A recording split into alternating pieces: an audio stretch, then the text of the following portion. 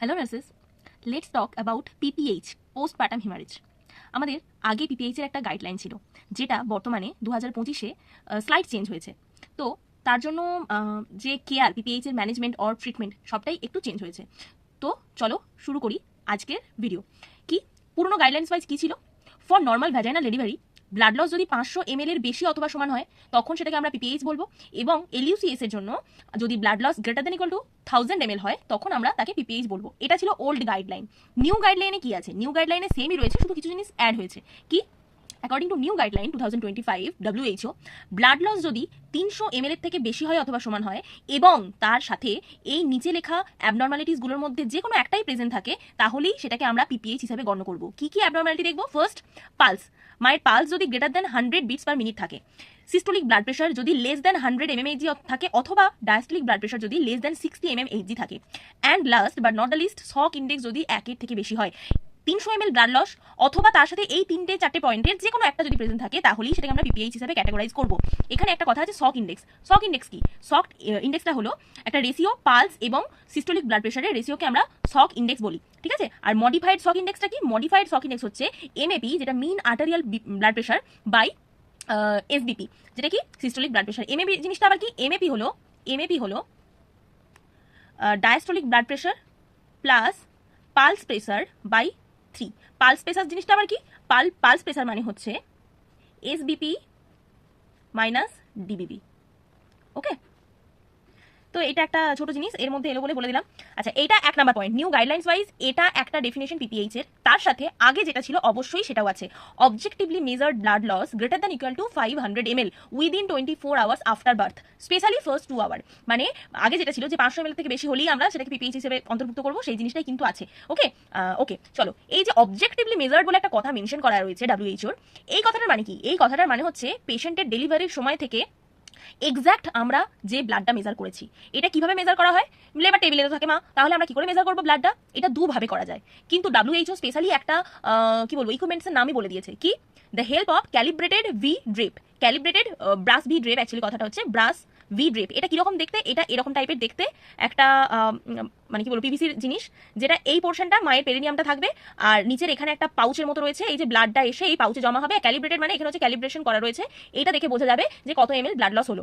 এছাড়াও আমরা generally practical ফিল্ডে কোনগুলো এখনো পর্যন্ত ইউজ করি? Kelly's pad with pint measure. Kelly's pad হচ্ছে একটা প্যাড, যেটা ইনফ্লেমেবল একটা প্যাড, মানে দুপাশ ফুলে থাকে যাতে মায়ের কি বলবো আর্টারি প্রেশারটা না পড়ে বেশি। আর তারপরে হচ্ছে ওই প্যাডের একটা ঝোলানো পোর্শন রয়েছে এরকম টাইপেরই, এটা দিয়ে ব্লাডটা নিচে আসে এবং নিচে আমরা পাইন মেজার রাখি, পাইন মেজার এসে ব্লাডটা জমা হয়। এটা জেনারেলি আমাদের ইউজ করা হয় ওয়ার্ডে, ঠিক আছে?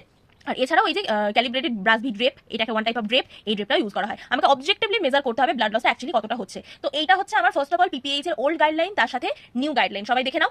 ওকে, এরপর আসবো আমরা প্রিভেনশন বা ট্রিটমেন্ট, মানে হোল এক কথায় হচ্ছে ম্যানেজমেন্ট।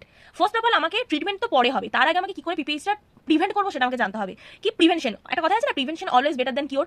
তো প্রিভেনশন আমাকে জানতে হবে ফার্স্ট। এটা কিন্তু ট্রিটমেন্ট নয়, আমি আবার বলছি বারবার, ট্রিটমেন্ট নয়, আমরা ফার্স্টে প্রিভেনশন পড়বো। প্রিভেন্ট আমি কি করে করবো যাতে কোনো মাদারের পিপিএইচ না হয়? First, ইন্ট্রাপার্টাম intervention. ইন্ট্রাপার্টাম মানে কি? ইন্ট্রাপার্টাম মানে হচ্ছে ডেলিভারি চলাকালীন, মানে আমাদের যে ফার্স্ট স্টেজ এবং সেকেন্ড স্টেজ লেবার, সেই দুটো স্টেজের কথা বলছি। ইন্ট্রাপার্টাম ইন্টারভেনশন ফার্স্ট আমি কি করবো? পেরিনিয়াল ম্যাসাজ করবো, ঠিক আছে? ওয়ার্ম কম্প্রেশন দেবো, hand on guarding of perineum. যখন বাচ্চার হেড আউট হবে তখন যেন আমি গার্ড করে রাখি পেরিনিয়ামটাকে, ঠিক আছে? দুদিকটাই যাতে। এগুলো করার কারণ কি? এগুলো করার কারণ হচ্ছে যাতে পেরিনিয়াম রাপচারটা কম হয়। আর কি করবো না? Routine episiotomy. রুটিন এপিসিওটমি এটা আমি করবো না। ক্লিয়ার হলো? কারণ এই জিনিসগুলোতে আমার টিআর বেশি হয়, রুটিন এপিসোড আমি করবো না। এটা হচ্ছে আমার ইন্ট্রাপার্টাম ইন্টারভেনশন। আর এর সাথে আরো আদার্স রয়েছে, যেমন কি আমি কি আর করবো না? ফান্ডাল প্রেশার আমি দেবো না। তার বদলে কি দেবো? তার বদলে আমি সুপ্রাপিউবিক প্রেশার দেবো।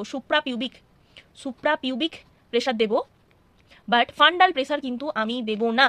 According to modified written manoeuvre, এটা আমরা মডিফাইড রিটেন ম্যানুভার বলে থাকি, এই যে control delivery of the head. তো আমি রুটিন এপিসোড আমি দেবো না, রুটিন ফান্ডাল প্রেশার আমি দেবো না। এইগুলো হচ্ছে আমার ইন্ট্রাপার্টাম ইন্টারভেনশন পিপিএইচ প্রিভেনশনের জন্য। পোস্টপার্টাম ইন্টারভেনশন কি? বাচ্চার তো ডেলিভারি হয়ে গেল, এবার শুরু হয়ে গেল আমার থার্ড স্টেজে আমি কি করবো? থার্ড স্টেজ থেকে ফোর্থ স্টেজ এবং তারপরে postpartum intervention. Use of uterotonic for all birth, যে কোনো টাইপ অফ বার্থ, সেটা নর্মাল হোক সেটা সিজারিয়ান হোক, আমাকে ইউটেরোটনিক ইনজেক্ট করতে হবে। কি ইউটেরোটনিক আমি ইউজ করি? ফার্স্ট অ্যান্ড ফরমোস্ট হচ্ছে অক্সিটোসিন। আমার ফার্স্ট লাইন ড্রাগ হচ্ছে অক্সিটোসিন। অক্সিটোসিন কত দেবো? 10 ইন্টারন্যাশনাল ইউনিট। আমাদের কাছে অ্যাভেলেবেল যে অক্সিটোসিন থাকে স্টেট গভর্নমেন্টের, সেটা হচ্ছে যে 1 ml ইকুয়াল টু হচ্ছে 5 IU। আমাকে 10 দিতে হবে, 2 ml অক্সিটোসিন দিতে হবে। IM হলো তো আমি 2 ml দিয়ে দিলাম। যদি IV দিতে হয়, অ্যান্ড IV প্রেফারেবল রুটও কিন্তু IM অর IV। IV আমি কখন দেবো?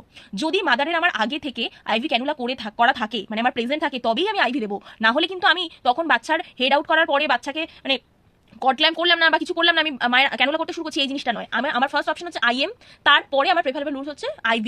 IV কখন দেবো? যদি ক্যানুলা আগে থেকে করা থাকে তবেই আমি IV দেবো, ঠিক আছে? আচ্ছা, অক্সিটোসিন 10 IU, এটা বোলাস। IV কিন্তু বোলাস অথবা IV ইনফিউশনও আমরা দিতে পারি। IV বোলাস আমি কি করে দেবো? এই যে 10 IU আমি ড্র করলাম, তাকে আমাকে ডাইলুট করতে হবে। মানে 2 ml টাকে হয়তো হার্ডলি আমি 5 ml করে নিলাম বা 10 ml করে নিলাম, দিয়ে সেটাকে স্লো IV পুশ করতে হবে যদি আমি বোলাস দিই। আর যদি IV ফ্লুইড হিসাবে দিই, তখন আমি ওই 10 ইন্টারন্যাশনাল ইউনিট অক্সিটোসিনটাকে RL এর সাথে ডাইলুট করে draw 40 to 60 drops per minute এরকমভাবে আমি দিতে পারি, ঠিক আছে? এটা হচ্ছে আমার ফার্স্ট লাইন ড্রাগ। এছাড়া আমি কি দিতে পারি? এছাড়া কার্বেটোসিন আমি দিতে পারি। কার্বেটোসিনটা কি? Heat stable long acting synthetic analogue of oxytocin. এটাও one type of oxytocin, but synthetic oxytocin. এখানে দুটো কথা আছে, মানে একটা কথাই আছে হিট স্টেবল, এই কথাটার গুরুত্ব এখানে খুব। কেন অক্সিটোসিন আমি কেন দেবো না, কার্বেটোসিন কেন দেবো? ফার্স্ট অফ অল, যদি আমার কাছে অক্সিটোসিন অ্যাভেলেবেল না থাকে তবে আমি কার্বেটোসিন দেবো। আর একটা উপায়, অক্সিটোসিনকে আমাকে কোল্ড চেন্ড মেনটেন করে রাখতে হয়। অক্সিটোসিনকে রাখার আমার টেম্পারেচার হলো +2 to +8 ডিগ্রি সেন্টিগ্রেড, যেটা আমরা জেনারেলি ILR এর টেম্পারেচার ধরে রাখি অক্সিটোসিন। কিন্তু অক্সিটোসিন ILR বলে না, অক্সিটোসিন আমরা আমাদের ডোমেস্টিক ফ্রিজারেও রাখতে পারি, সেখানেও +2 to +8 ডিগ্রি সেন্টিগ্রেড ডোরে, মানে ফ্রিজের ডোরে আমরা রাখবো, ডিপ ফ্রিজে নয় কিন্তু ফ্রিজের ডোরে আমরা রাখবো +2 to +8 ডিগ্রি সেন্টিগ্রেড টেম্পারেচারে অক্সিটোসিনটা রাখলাম। এটা আমাকে স্ট্রিক্টলি এই কোল্ড চেনটা মেনটেন করতে হয়। বাট কার্বেটোসিনটা হিট স্টেবল, এটার কোল্ড চেন কোনো রকম মেনশনের ব্যাপার নেই। এটা যেহেতু কোল্ড চেন মেনটেনের ব্যাপার নেই, তাই এমন জায়গা যেখানে কোল্ড চেনটা মেনটেন করা সম্ভব নয়, ধরো ফ্রিজ অ্যাভেলেবেল নেই, ILR তো নেই, ফ্রিজও অ্যাভেলেবেল নেই, তো সেখানে আমি অক্সিটোসিন স্টোর করে রাখতে পারবো না। সেই সব হেলথ কেয়ার ফেসিলিটিতে আমাকে কার্বেটোসিন রাখতে হবে। কার্বেটোসিন আমি তখন দিতে পারি। কার্বেটোসিন কি ডোজে দেবো? 100 মাইক্রোগ্রাম IM অথবা IV, ঠিক আছে? আচ্ছা, এছাড়া আর কি দিতে পারি? এছাড়া আমার কাছে যদি এই দুটোও না অ্যাভেলেবেল থাকে, তখন আমি মিসোপ্রোস্ট দিতে পারি। ট্যাবলেট মিসোপ্রোস্ট 400 থেকে 600 মাইক্রোগ্রাম ওরাল, সাবলিঙ্গুয়াল, পাররেক্টাল অথবা বাক্কাল, এই কটার রুটে আমি মিসোপ্রোস্ট দিতে পারি, ঠিক আছে? এগুলো হচ্ছে আমার postpartum intervention. First, use of uterotonic for all birth. এই চলে গেল আমার ইউটেরোটনিকের গল্প। আমার বেবি আউট হলো, আমি ইউটেরোটনিক দিয়ে দিলাম পেশেন্টকে। এরপর কি করবো? পোস্টপার্টাম ইন্টারভেনশনের আন্ডারে আমরা কিন্তু এখনো প্রিভেনশন করছি, গুলিয়ে ফেলবে না। নেক্সট কি? CCT, control cord traction. Control cord ট্র্যাকশনটা কি? এরকমভাবে ধরবো, আমি ধরে নিচে দিয়ে, মানে আমার ডাউনওয়ার্ডস অ্যান্ড ফরওয়ার্ডস হবে আমার, আর কর্ডটাকে টানবো আর তার সাথে ট্র্যাকশন দেবো, আর তার সাথে আমার বাঁ হাত থাকবে কোথায়? আমার বাঁ হাত থাকবে ইউটেরাসে। ইউটেরাসে একটা কাউন্টার প্রেশার দেবো, কি? Upward backward. সামনের দিকে কর্ডকে আমি টানবো ডাউনওয়ার্ড ফরওয়ার্ড, আর ইউটেরাসকে কাউন্টার প্রেশার দেবো কি? ব্যাকওয়ার্ড অ্যান্ড আপওয়ার্ড, ঠিক আছে? এটা হচ্ছে কন্ট্রোল কর্ড ট্র্যাকশন। কিন্তু সবসময় আমাদেরকে মনে রাখতে হবে, কন্ট্রোল কর্ড ট্র্যাকশন শুধুমাত্র আমরা দেবো with the presence of skilled person, with the presence of skilled person. Okay, কেন স্কিল পার্সনের প্রেজেন্সই দেবো? কারণ কন্ট্রোল কর্ড ট্র্যাকশন যদি প্রপারলি না দেওয়া হয়ে থাকে, তাহলে আমার কি হতে পারে? আমার প্ল্যাসেন্টার কোনো পার্ট ভিতরে রয়ে যেতে পারে, প্রথম কথা। দ্বিতীয় কথা, যদি আমি প্রপারলি টানটা না দিতে পারি, পুরো রাপচার হয়ে যেতে পারে ইউটেরাস। আর তৃতীয়ত, ইউটেরাইন ইনভার্সন হয়ে যেতে পারে, ঠিক আছে? এই জিনিসগুলোর জন্য আমি কন্ট্রোল কর্ড ট্র্যাকশন দেবো। আর কন্ট্রোল কর্ড ট্র্যাকশনটা আমাকে দিতে হবে, এটা যদি আমি MTSL এর আন্ডারে পড়াবো, বাট কন্ট্রোল কর্ড ট্র্যাকশন আমাকে দিতে হবে যখন কন্ট্রাকশন হচ্ছে ইউটেরাসের, ঠিক সেই সময় দেবো। ইভেন অ্যান্ড যখন লেন্থেনিং অফ দ্য কর্ড হবে, সাথে গাস ব্লিডিং হবে, তখনই শুধুমাত্র আমি কন্ট্রোল কর্ড ট্র্যাকশন দেবো। তার আগে নয়। তার আগে দিলে কিন্তু আমার কি হবে? প্ল্যাসেন্টার কোনো পার্ট ভিতরে রয়ে যেতে পারে, অথবা ইউটেরাসের রাপচার হয়ে যেতে পারে, ঠিক আছে? আচ্ছা, এছাড়া আর কি করবো? এটা আমার 1 নম্বর পয়েন্ট গেল, এটা আমার 2 নম্বর পয়েন্ট গেল প্রিভেনশনের আন্ডারে। 3 নম্বর পয়েন্টে আসছে আমার ডিলেড কর্ড ক্ল্যাম্পিং। যদি বাচ্চার বার্থ অ্যাসফিক্সিয়া না থাকে, তাহলে, অথবা বাচ্চা যদি নেগেটিভ ব্লাড গ্রুপে, মানে মাদা যদি নেগেটিভ না হয়, তাহলে কিন্তু আমাকে ডিলেড কর্ড ক্ল্যাম্পিং করতে হবে। তাড়াতাড়ি আমি কর্ড ক্ল্যাম্পিং করবো না। আর 4th পয়েন্ট কি? সাস্টেন্ড ইউটেরাইন মেসেজ, যেটা কিন্তু আমার নিউ 2025 গাইডলাইন্সে মেনশন করেছে WHO। সাস্টেন্ড ইউটেরাইন মেসেজ আমরা PPH প্রিভেনশনের জন্য দেবো না। ভালো করে কানে ঢুকিয়ে নাও, ইউটেরাইন মেসেজ আমরা নর্মাল ডেলিভারিতে কোনোভাবেই PPH প্রিভেনশনের জন্য দেবো না। আমাদের 3rd স্টেজ অফ লেবারে এতদিন যেটা ছিল যে ইউটেরাইন মেসেজ, সেটা কিন্তু অবসলিউট হয়ে গেছে। আমরা ইউটেরাইন মেসেজ কোনোভাবেই PPH প্রিভেনশনের জন্য দেবো না, ঠিক আছে? এটা হচ্ছে আমার postpartum intervention of the to prevent PPH। আচ্ছা, এখানে একটা পয়েন্ট আছে, অক্সিটোসিন। এই যে আমি ইউটেরোটনিক ইউজ করলাম, এই 3টে ইউটেরোটনিক ছাড়া অন্য কোনো ইউটেরোটনিক, যেমন তোমার আর্গোমেট্রিন হতে পারে বা কার্বোপ্রোস্ট হতে পারে, এই জিনিসগুলো কিন্তু আমি কোনোভাবেই নর্মাল ডেলিভারিতে PPH প্রিভেনশনের জন্য দেবো না, যে আমার PPH হবেই না তার আগে থেকে আমি ট্রিটমেন্ট শুরু করে দিই। না, এই জিনিসগুলো কিন্তু আমি কখনোই দেবো না। তার সাথে আর কি? তার সাথে ট্রানিক্সামিক অ্যাসিড, সেটাকেও কিন্তু আমি প্রিভেনশনের জন্য কোনোভাবেই ইউজ করবো না। আর একটা পয়েন্ট, অক্সিটোসিন, যেটা আমি বললাম যে IVF এর মাধ্যমে দেওয়া যেতে পারে। For C-section or LUCS mother, oxytocin কোনোভাবেই IV বোলাস নয়, ঠিক আছে? আমি এনডি মাদারের ক্ষেত্রে দিতে পারি IV বোলাস, কিন্তু ডাইলিউট করে। বাট LUCS এর ক্ষেত্রে আমি IV বোলাস দেবো না। কেন? ফার্স্ট অফ অল, আমার হাইপোটেনশন হওয়ার চান্স আছে, হাইপোটেনশন, অ্যান্ড তার সাথে আমার ট্যাকিকার্ডিয়া হওয়ার চান্স আছে। এই দুটো কারণের জন্য আমি IV বোলাস কখনো LUCS মাদারদের ক্ষেত্রে দেবো না। তাদের নর্মালি IV ইনফিউশন দেবো RL এর সাহায্যে, ঠিক আছে?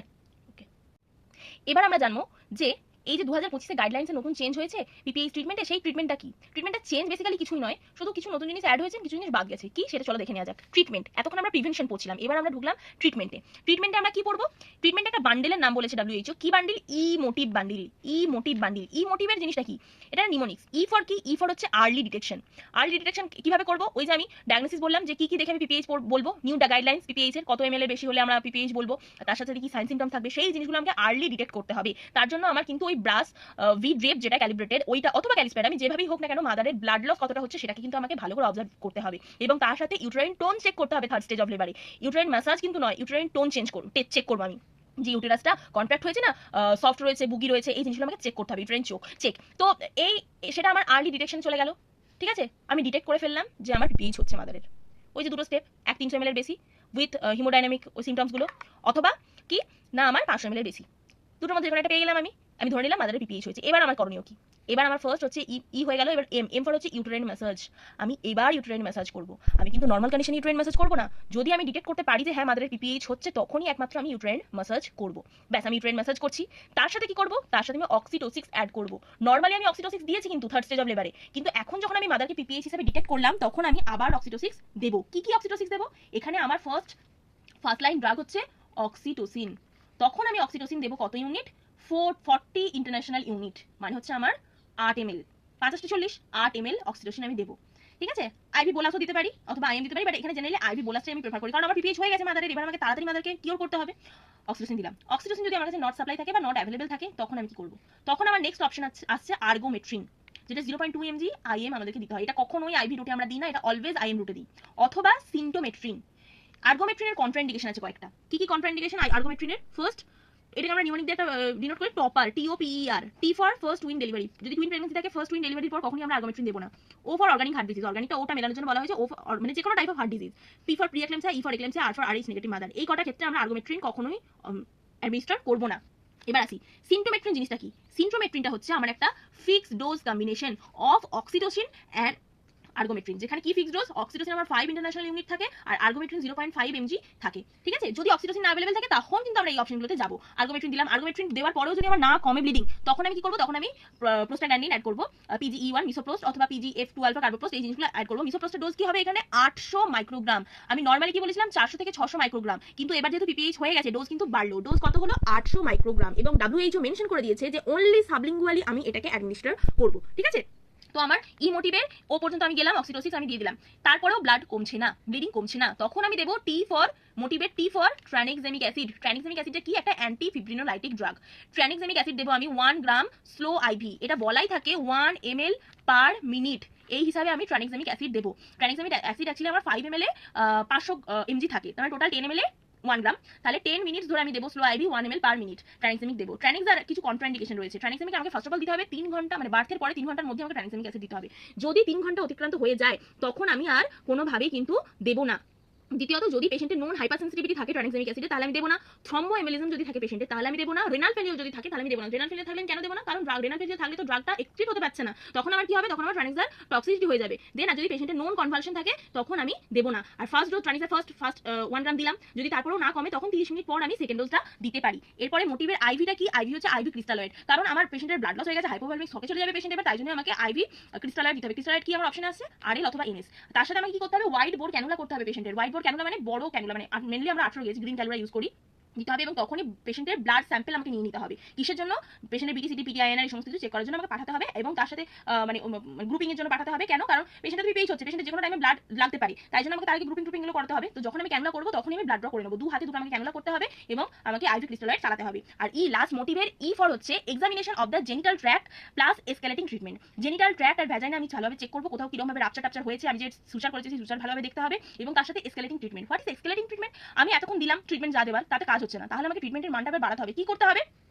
তখন আমার এত কিছু দেওয়ার পরেও যখন পিপিএইচ কমছে না তখন সেটাকে আমরা রিফ্র্যাক্টরি পিপিএইচ বলে থাকি। তখন আমাদের কি করতে হবে? ফার্স্ট অফ অল আমাকে বাইম্যানুয়াল কম্প্রেশন দিতে হবে। আমার এরকম ভাবে ডান হাত থ্রু ভ্যাজানা ঢোকাতে হবে, এক হাতে আমি, আর বাঁ হাত অ্যাবডোমেনে, পার অ্যাবডোমেন আমি ইউটেরাসটাকে প্রেসার দেবো, সেরকম ভাবে বাইম্যানুয়াল কম্প্রেশন দিতে হবে। এবং তারপরেও যদি না ব্লিডিং কমে, কারণ এটা হচ্ছে আমার মানে কি বলবো টেম্পোরারি ম্যানেজমেন্ট, কিছুক্ষণ আমি কম্প্রেশন দিয়ে রাখতে পারি, তাই তো। তারপরে আমি বকরি বেলুন ট্যাম্পোনেট করবো, বকরি বেলুন ক্যাথিটার, যেটার ক্যাপাসিটি 500 ml মতো হয়, যেটা আমাকে ফিল করতে হয় NS দিয়ে, এবং পেশেন্টের ভ্যাজানাতে ইনসার্ট করার পরে ফিল করতে হয়, যাতে একটা প্রেসার ক্রিয়েট হয় অ্যান্ড আর্টারি ভেনগুলোর প্রেসার থাকে, ব্লিডিংটা আস্তে আস্তে কমতে থাকে। এগুলো হচ্ছে আমার জেনারেল ম্যানেজমেন্ট। এর পরেও যদি আমার ব্লিডিং না কমে তখন আমাকে কি করতে হবে, তখন দুটো অপশন আছে। ফার্স্ট অপশন, মা যদি ফিউচারে প্রেগনেন্সি চায়, তার ফ্যামিলি কমপ্লিট হয়নি, তখন আমাকে ইউটেরাসে সুচার করতে হয়, যেটা আমরা করি না, অফকোর্স এটা একটা সার্জারি চলে যাচ্ছে, বিলিং সুচার। আমি সুচারটা জাস্ট নামটা মনে রাখো তোমরা, তাহলেই হবে। ইউটেরাসে সুচার করা হয়, যেটা বিলিং সুচার। আর যদি মা বলে যে না আমার ফ্যামিলি কমপ্লিট হয়ে গেছে, তখন মায়ের টোটাল হিস্টেক্টমি করে দেওয়া হয়। তো এইটা হচ্ছে আমার টোটাল পিপিএইচ এর prevention as well as management. ঠিক আছে, থ্যাংক ইউ সো মাচ।